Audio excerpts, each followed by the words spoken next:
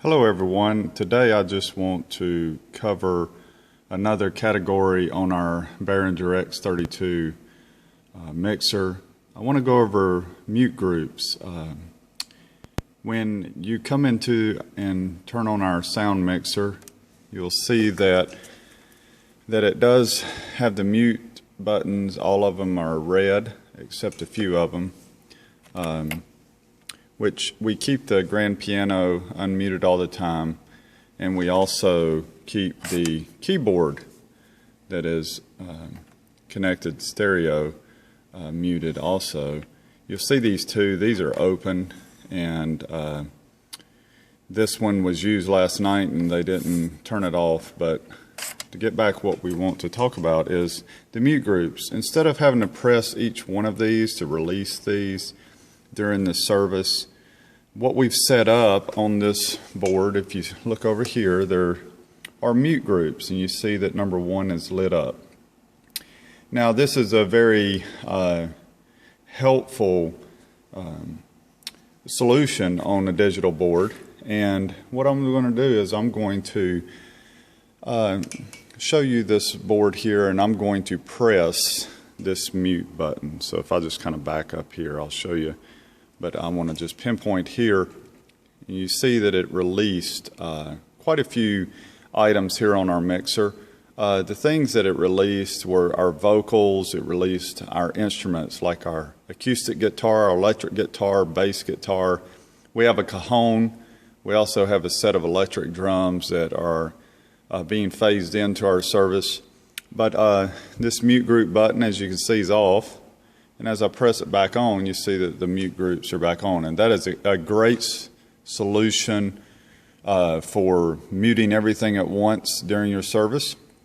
But I want to show you how to see what is all selected on a different way. If you go up here to the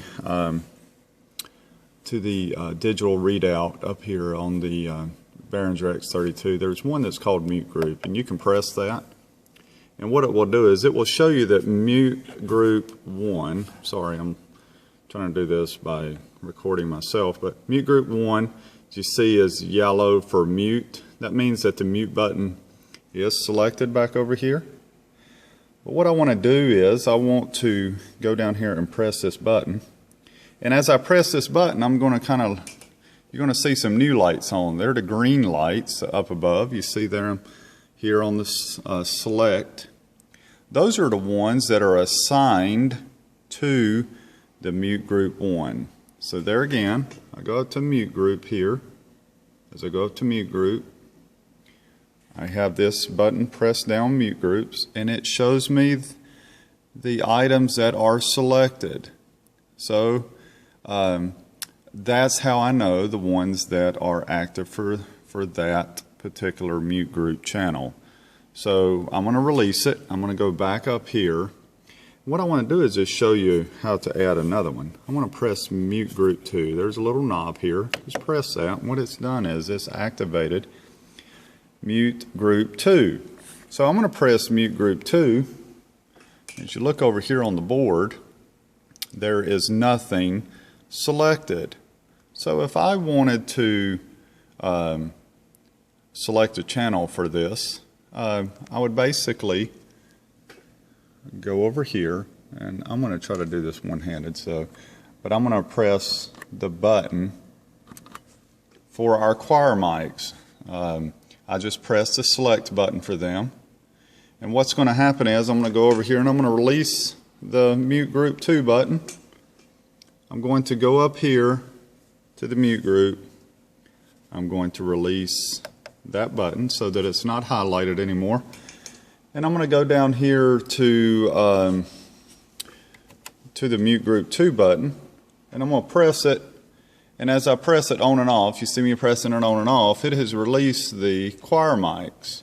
Now this is going to be a great feature to add in for our choir mics, because we've got a Christmas program coming up, and I'm going to have to mute them at certain times when they're not needed for vocals. And the fastest way for me to do that is to have them assigned to number 2. Now we could do it for 3 and 4, And 5 and 6, the exact same way. We would go up here to mute group, there again, and select it. So I hope this has been informative and will help you out. If you have any questions, contact me.